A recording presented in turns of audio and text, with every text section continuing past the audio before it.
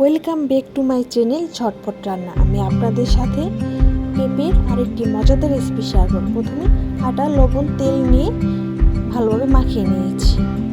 মাখানোর পর দেখবেন হাতে মুঠ হয় কিনা, মুঠ হলে বুঝে নেবেন হয়ে গেছে। তারপর পানি এড করে ভালোভাবে মাখিয়ে নিয়ে রেখে দিয়েছি। তারপর নিয়েছি পেঁপে, আলু আর কাঁচামরিচ।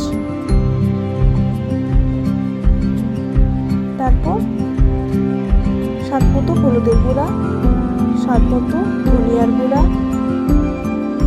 স্বাদ মতো মরিচের গুঁড়া, স্বাদ মতো লবণ এড করেছি। সাথে এড করেছি রসুন বাটা।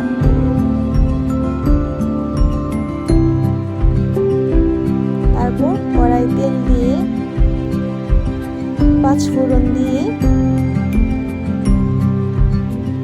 যখন হয়ে আসবে তখন পেঁপে ঢেলে দিয়েছি।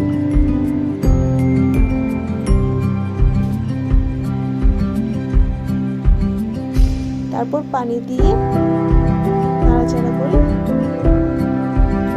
ঢেকে দিয়েছি। এই তো হয়ে গেল আমার সবজি, পেঁপের সবজি।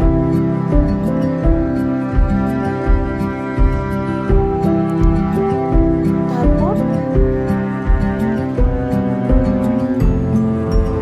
আটাকে নিয়ে রুটি বানিয়ে নেব। পাতলা করে রুটি বানিয়ে নিয়েছি। তারপর এভাবে কেটে সবজিটা এইভাবে দিয়ে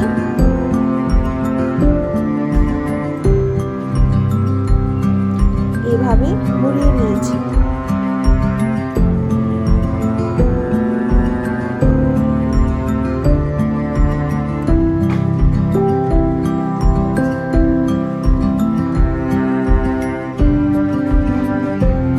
হয়ে গিয়েছে আমার রোল। তারপর কড়াই তেল দিয়ে রোলগুলো ভেজে নিয়েছি।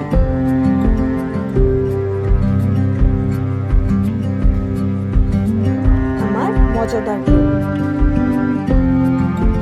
আমার ঝটপট রান্নার ঝটপট রেসিপি পেঁপে দিয়ে রোল।